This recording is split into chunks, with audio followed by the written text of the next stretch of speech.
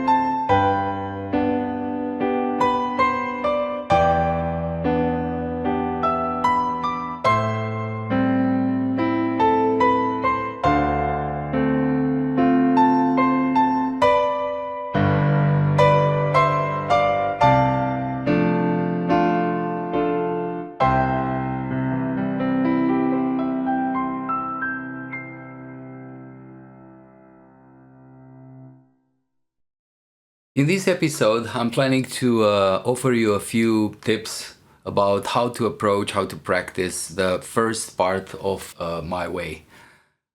The whole song is actually in C major. There's no key signature. The time signature is 4/4 notes. The tempo is around 71 beats per minute. So the introduction is 2 bars and it goes like this.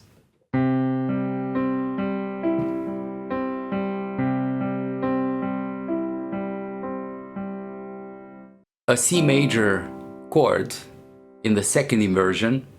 It's a good idea to review your chords and your inversions. These are universal blocks that we use all the time in piano arrangements.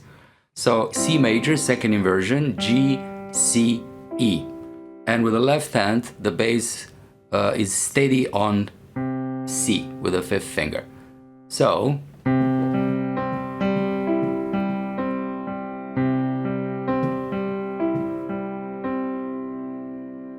moving forward to part A1, the next 8 bars, they sound like this. 2, 3, 4.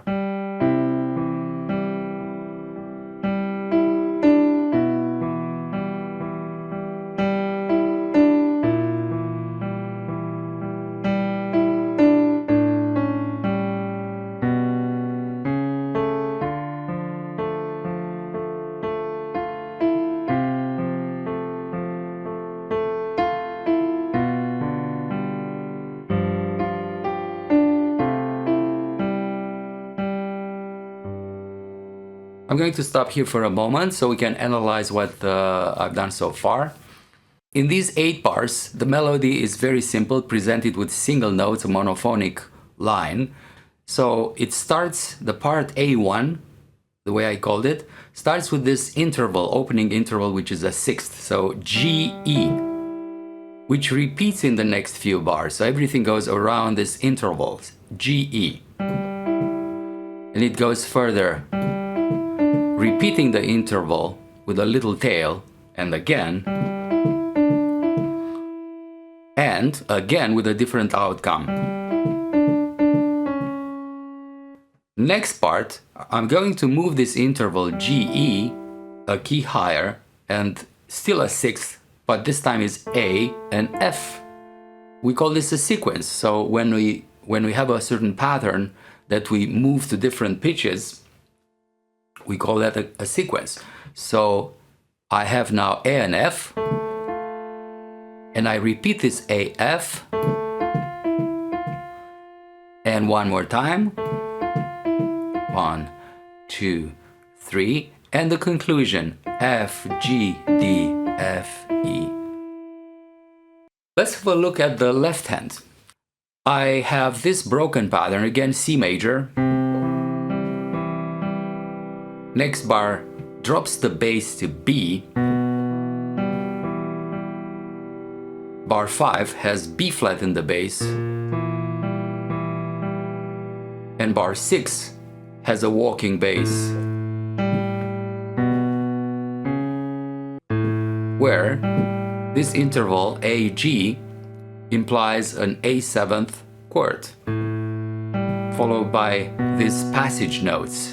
They lead nicely towards the next section. That's a D minor chord in the root position, and we have a similar evolution like in the previous part. The bass drops from D to C and further to B for a G major chord. That's a first inversion G major, and then a G7th. This is a 7th, which implies a G7th chord. And then we land on the last bar of this section. So we have a 6, C and A going to G, repeat the G and stretch an octave lower to the next G. And we are at A2, like the second half of part A.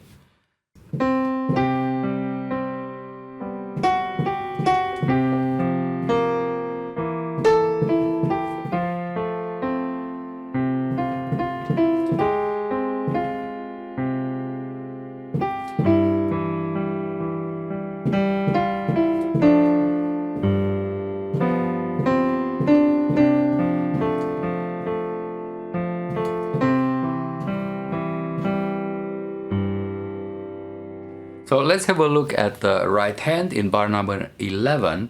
The opening interval is a fifth from C to G. And this kind of chromatic switch between F sharp and G. And a couple of turns, A, G, E, F. And next F, F, E, G, F. We continue, G, E. Then a jump to the lower G, a stretch of a 7th, and a triplet on a half note. So you have to accommodate 3 notes in 2 beats. 1, 2, 3, 4, 1, 2, 3, and we're done. So attention here with this triplet. This one has to fall on the first beat. Let's have a look at the left hand. Bar number 11. 3, 4. 3,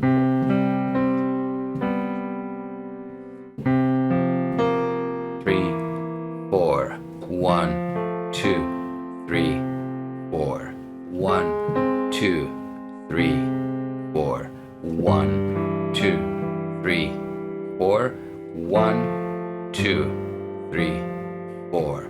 1, 2, 3, 4, 1, 2, 3, 4. Let's observe how the bass stays constantly on C, and the upper note have this evolution. So GC, GB, followed by FB flat and EB flat. That creates a very smooth motion between these voices, so right? And then we continue to bar number 13, where we have an F major chord, the root position, with this lower C. F major becomes F minor in the next bar, because this A flat, so F major becomes F minor. And then we have in the next bar 15, this one looks like a C major chord with a G in the bass. And then a G7th. And here, this is interesting. So I have this, I'm playing also the right hand, because this is where you see clearly how we have a D minor chord in the first inversion with a C in the bass, so, and C major. And this G is gonna send me again back to the home key, to C major, for the next part.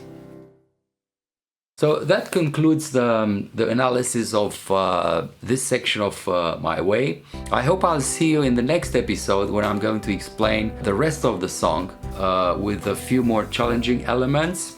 That will be probably a good part for an early intermediate player, and concluding afterwards with the last part of the song, which is probably a little more advanced, and yeah, I think it's going to be very exciting. So thank you for watching, and see you in the next one.